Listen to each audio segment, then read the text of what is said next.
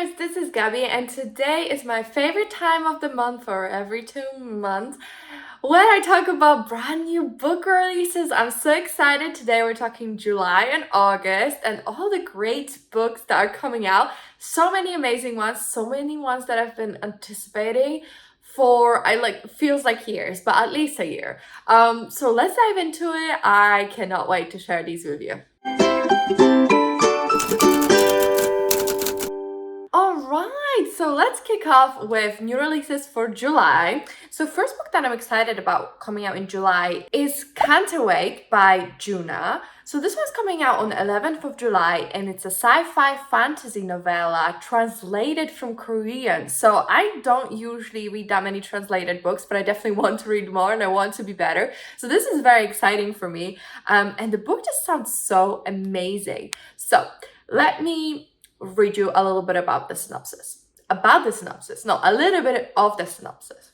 On the fictional island of Batusan, and much to the ire of the Batusan natives, the Korean conglomerate LK is constructing an elevator into Earth's orbit, gradually turning this one-time tropical resort town into a teeming travel hub, a gateway to and from our planet.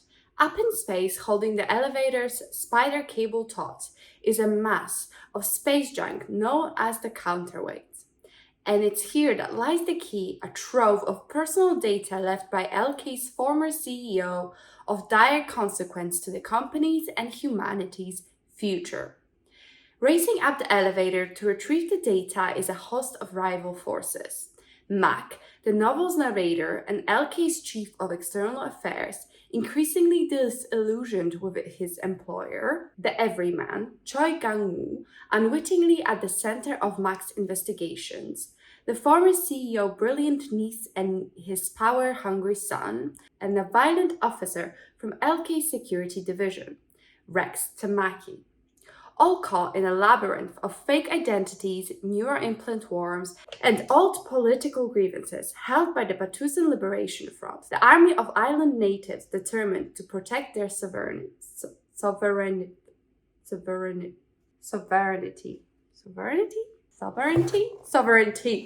I did it. Second book that I'm dying to read, literally dying to read, is Nitrate by Silvia Moreno-Garcia. It's coming out on 18th of July and it's an adult historical horror mystery, which I love Silvia Moreno-Garcia. I read pretty much all of her books except for Noise to Signal. I do have it, so I could read it and I should read it. But I'm so excited for this one. The cover looks chef's kiss, so beautiful. And this is the synopsis. Montserrat has always been overlooked. She's a talented sound editor, but she's left out of Boys Club running the film industry in 90s Mexico City. And she's all but invisible to her best friend Tristan, a charming if faded soap opera star, even though she's been in love with him since childhood. Then Tristan discovers his new neighbor is the cult horror director Abel Ureta, and the legendary auteur claims he has a way to change their lives. Even if his tales of Nazi occultists imbuing magic into highly volatile silver nitrate stock sounds like sheer fantasy. The magic film was never finished, which is why Ureta swears his career vanished overnight. He is cursed. Now the director wants Montserrat and Tristan to help him shoot the missing scene and lift the curse. But Montserrat soon notices a dark presence following her. As they work together to unravel the mystery of the film and the obscure occultist who once roamed their city, Montserrat and Tristan might just find out that the sorceress and magic are not only the stuff of movies. Sounds wonderful. I have a whole vlog when I read all of Silvia Moreno-Garcia's books up to that point. I also read her newest release, and I will say Mexican Gothic, definitely my favorite. But all of her early works were really amazing. So I hope it goes back more to that because I wasn't that big of a fan of Daughter of Dr. Moreau and what was her the one before that? It was this brown cover. I don't remember, but I wasn't such a big fan of those. So I'm really hoping that this one like brings me back to, you know, Mexican Gothic beauty, and it sounds really cool. Sounds, I will say, a little bit maybe more like the one I didn't like, but I'm still excited. I love visiting Mexico City with Silvia Moreno-Garcia, and the 90s is when I was born. So this will be really fun. Another big release from another favorite author. This one's Immortal Longings by Gong. This one's coming out 18th of July, and it's an adult historical fantasy. So if you don't know, Gong is the author of These Violent Delights and Our Violent Ends. I always get confused. I think those are the two. It's like a whole Romeo and Juliet retelling story, whereas this one, I think it's also retelling. I'm not actually sure of what, so as we read the synopsis together, we will find out. But the cover looks really cute, and I just love Chloe, so let's dive into the synopsis. Every year, thousands in the Kingdom of Talon will flock to its capital twin cities, San-Er, where the palace hosts a set of games. For those confident enough in their ability to jump between bodies, competitors across San-Er fight to the death to win unimaginable riches. Princess Kala Tuolemi lurks in hiding. 5 years ago, a massacre killed her parents and left the palace of Ur empty. And she was the one who did it. Before the King Kasa's forces in San can catch her, she plans to finish the job and bring down the monarchy. Her reclusive uncle always greets the victor of the games, so if she wins, she gets her opportunity at last to kill him. Enter Anton Makusa, an exiled aristocrat. His childhood love has lain in a coma since they were both ousted from the palace, and he's deep in debt trying to keep her alive. Thankfully, he's one of the best jumpers in the kingdom, fitting from body to body at will. His last chance at saving her is entering the games and winning. Kala finds both an unexpected alliance with Anton and help from King Kasa's adopted son August, who wants to mend Talon's ills. But the three of them have very different goals. Even as Kala and Anton, partnership spirals into something all-consuming.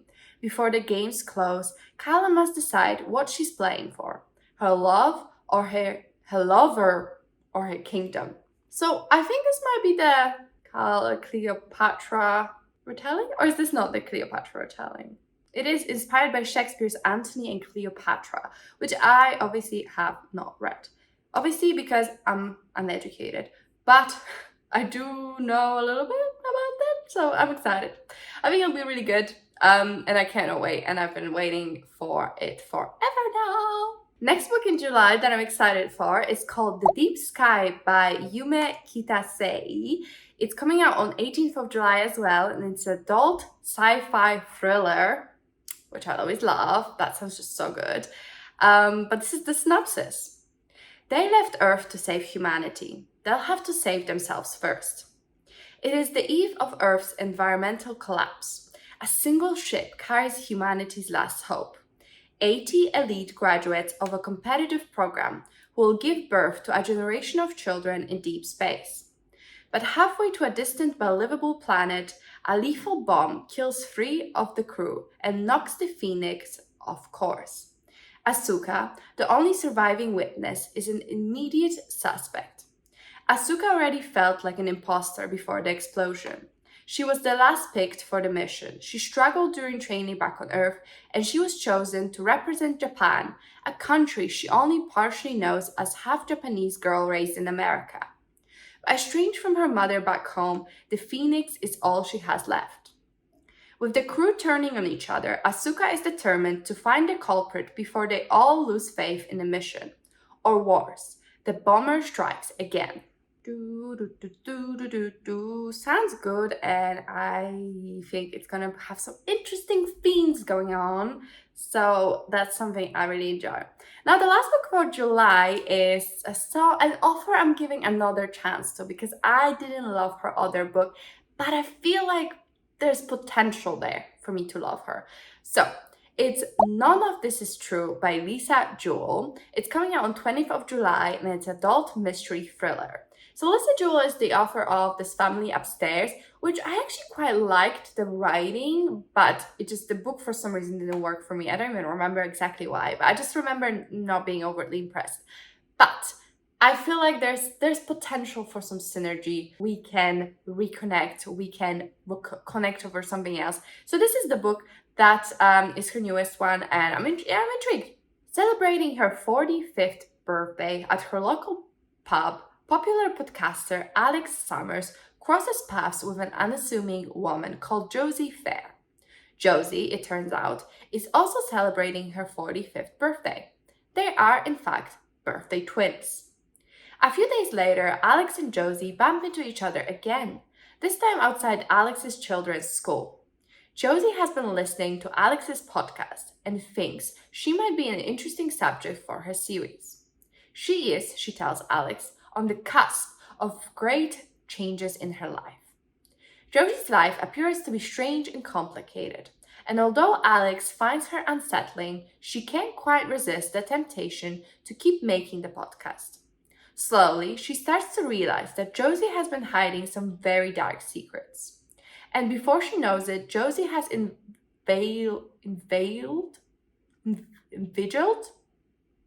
her way into Alex's life and into her home. But as quickly as she arrives, Josie disappears. Only then does Alex discover that Josie has left a terrible and terrifying legacy in her wake, and that Alex has become the subject of her own true crime podcast, with her life and her family's lives under mortal threat. Who is Josie Fair, and what has she done?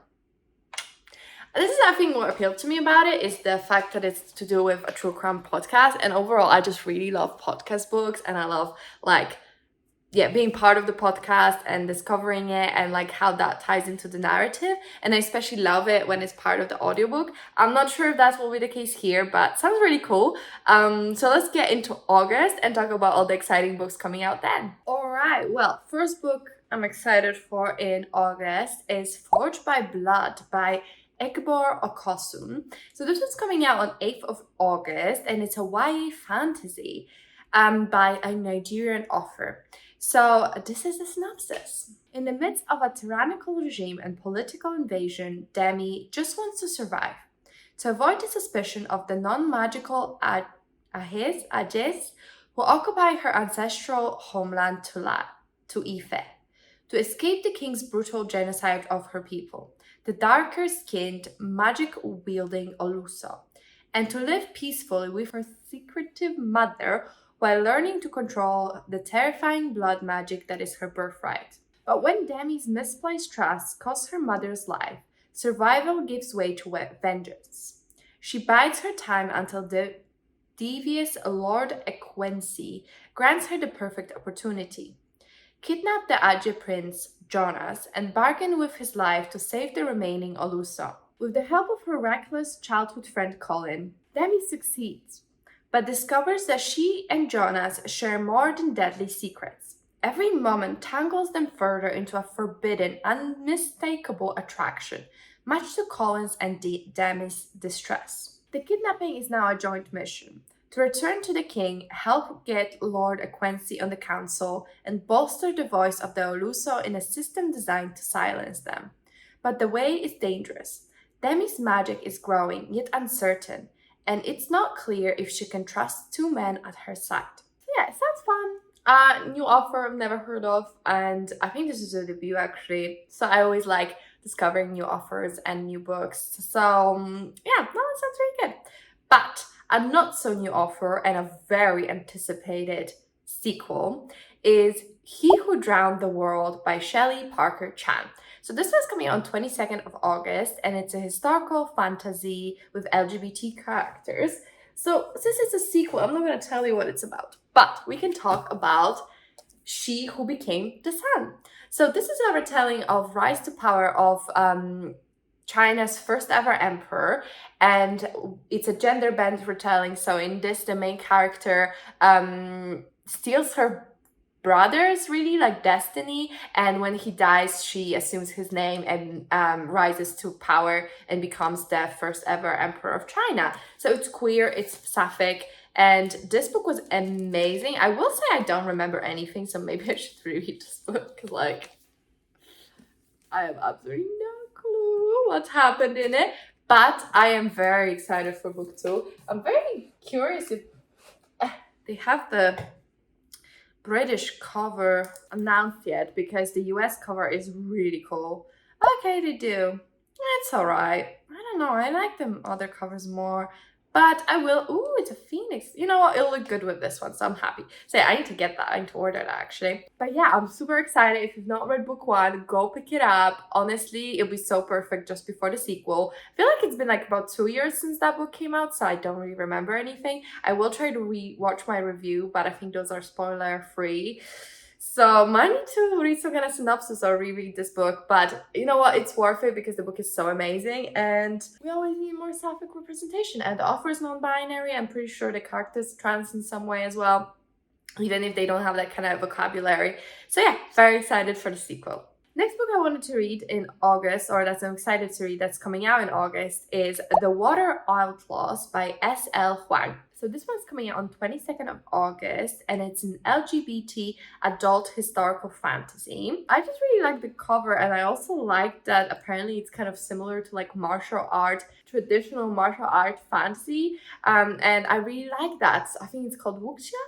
And I really like those novels. I read a couple now and I really like them. So I think that's kind of what appeals to me. But the synopsis sounds really good. In the Jianhu, you break the law to make it your own. Ling Hong is an expert arms instructor, training the emperor's soldiers in sword and truncheon, battle, axe and spear, lance and crossbow. Unlike bolder friends who flirt with challenging the unequal hierarchies and values of imperial society, she believes in keeping her head down and doing her job. Until a powerful man with a vendetta rips that carefully built life away. Disgraced, tattooed as a criminal, and on the run from an imperial marshal who will stop at nothing to see her dead, Ling Hong is recruited by the bandits of Liangshan, mountain outlaws on the margins of society.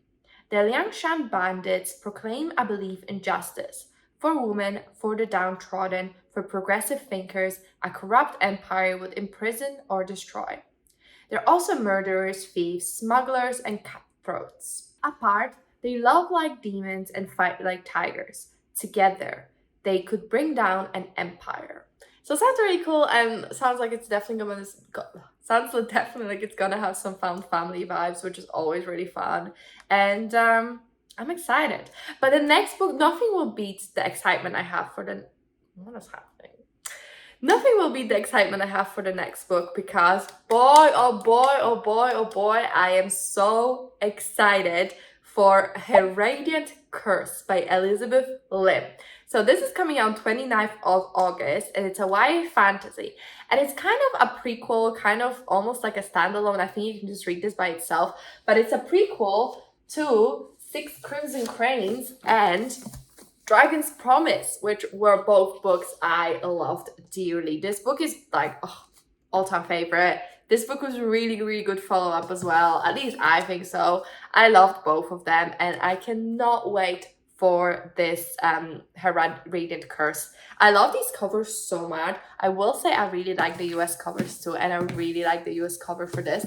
But I don't actually know what the cover for Her Radiant Curse looks like. Oh, don't fall in. Okay, there you go. But I am running out of space on my Asian fantasy shelf. So I don't know what I'm gonna do.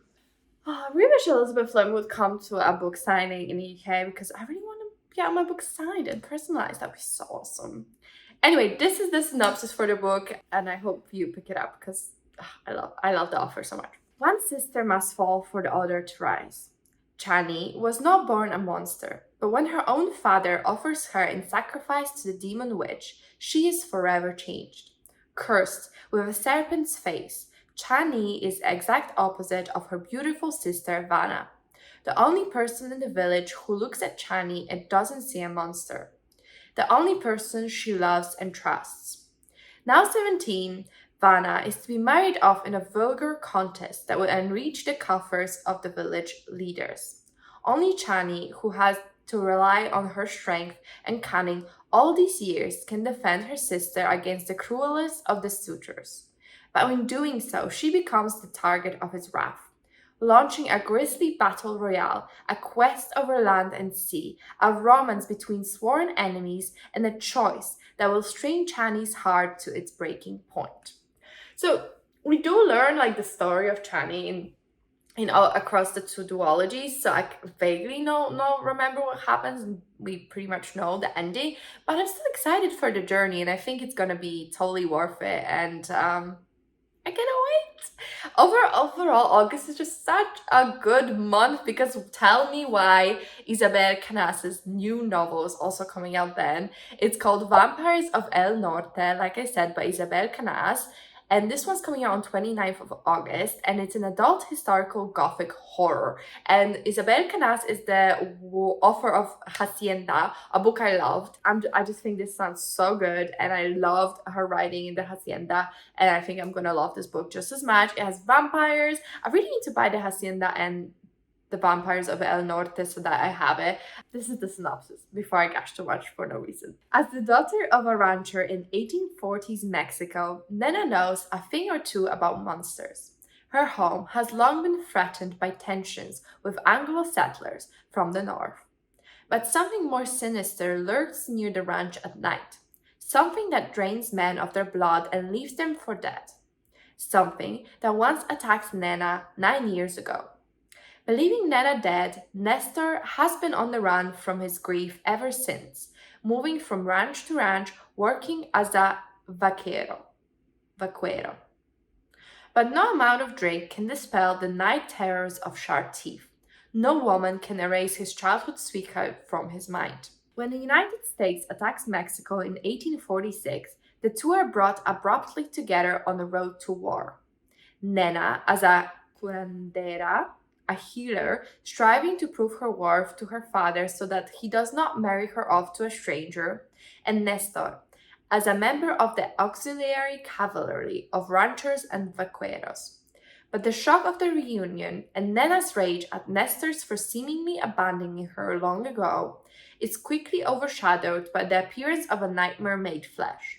And unless Nena and Nestor work through their past and face the future together, neither will survive to see the dawn. Sounds epic. I'm so excited. I think it'll be so good. And I think you will need to excuse me because it's way too hot.